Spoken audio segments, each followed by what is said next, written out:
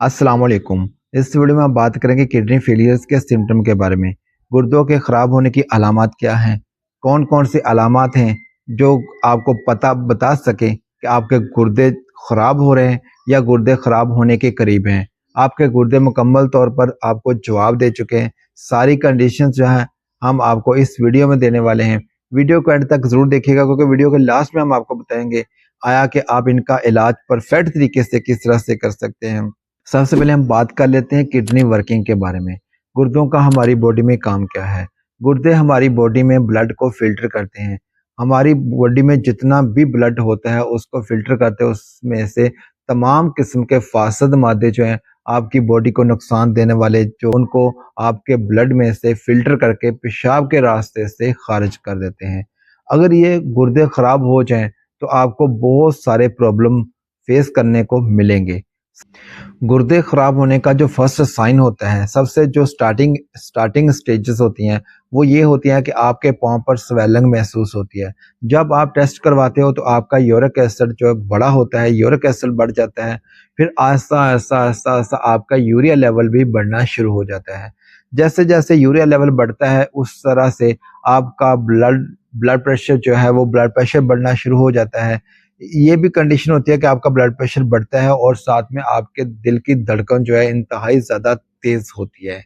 आपको skin problem बनना शुरू हो जाते हैं, आपको रैशेज़ होती है, ख़ारिश होती है, आप थोड़ा-सा ऐसे जिल्द पर ऐसे ख़ारिश करते हैं, तो आपके उस जगह पर रेडनेस महसूस होती है, बहुत ज़्यादा आपको स्किन प्रॉब्लम बन जाते हैं। आपकी आँखों के नीचे पफ़ीनेस महसूस होगी, आपका चेहरा जो है आपके चेहरे पर स्वेलिंग महसूस होगी, आपको इस तरह से महसूस होगा आपके जैसे कि आपका चेहरे पर थोड़ी-थोड़ी सी स्वेलिंग है। ये सारी कंडीशंस जो होती हैं आपके गुर्दों के इंडिकेट कर रही होती हैं कि आपके गुर्दे खराब हो रहे हैं। ये तब इंडिकेशन होती हैं जब आपके गुर्दे थोड़ा खराब होना शुरू होते हैं। आपके ज़ख्म हो जाता है और तो ज़ख्म ठीक होने का नाम ही नहीं लेता। वजह क्या होती है कि जब ज़ख्म हो जाता है तो आपके गुर्दे सही तरीके से काम नहीं कर रहे होते, सारे फासद मादे आपकी बॉडी में स्टोर होते हैं, जिसकी वजह से आपका ज़ख्म ठीक नहीं होता। और इसके साथ-साथ आपके बाल गिरना शुरू हो जाते हैं। आपके बाल गिरते हैं, थोड़ा-सा आप कंघी करते हो तो आपके बाल आपके हाथ में रहते हैं। अगर आपके गुर्दे खराब हो रहे हों या गुर्दे खराब बहुत ज़्यादा हो चुके हों, तो आपके बाल इंतहाई ज़्यादा गिरना शुरू हो जाते हैं। आपको उल्टी की कैफ़ियत रहती है हर वक़्त। हर वक़्त ऐसा लगता है जैसे आपको अभी भी उल्टी आने वाली है, अभी भी उल्टी आने वाली है। उल्टी की कैफ़ियत, नौज़िया कंडीशन हर वक़्त आपको रहेगी। आपको बार-बार बुखार होगा। आपको कब्ज़, कॉन्स्टिपेशन को फ़ेस करना पड़ेगा, बहुत ज़्यादा आपको कब्ज़ हो जाएगी। बुखार के साथ-साथ आपको कब्ज़ भी हो जाएगी। आप मेडिसिन खाते हो, किसी किस्म का आपको अफ़ाक़ा नहीं होता, आपका बुखार उतरने का नाम ही नहीं लेता और आपके साथ-साथ पाँव पर एडिमा हो गया, आपके पाँव पर स्वेलिंग महसूस हो रही है, आपके जिस्म पर ख़ारिश महसूस हो रही है। ख़ारिश अगर हो जाती है, शुरू हो जाती है, तो आपकी ख़ारिश जो है मेडिसिन से भी आराम नहीं आता। तो ये समझ लीजिए कि आपके गुर्दों को प्रॉब्लम बन चुका है। अगर आपके गुर्दे बहुत ज़्यादा ख़राब हो जाएँ, तो इसका मतलब ये होता है कि पेशाब आना आपका बंद हो जाएगा।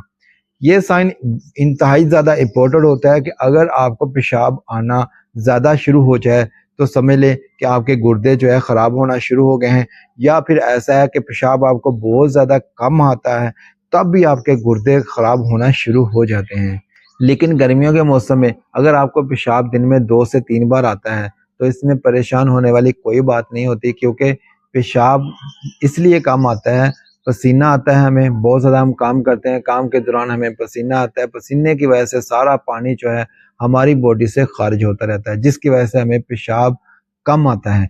पेशाब थोड़ा-सा आपको मसाना जो है थोड़ा-सा इंडिकेट करता है जब पेशाब से फ़िल होता है। अगर तो आप फ़ौरन से पेशाब कर लें तो ठीक है, अगर थोड़ा इग्नोर कर दें तो आपका पेशाब जो स्किप हो जाएगा, आपको 2 घंटे 4 घंटे आपके और गुज़र जाएँगे। ये सारी कंडीशंस जो होती हैं गुर्दों के रिलेटेड होती हैं। गुर्दे हमारी बॉडी में इंतहाई ज़्यादा इम्पोर्टेंट हैं, इनकी कदर कीजिए, इनका ख़्याल कीजिए। अगर आपके गुर्दे ख़राब हो जाएँ तो आप इनको रिकवर किस तरह से कर सकते हो?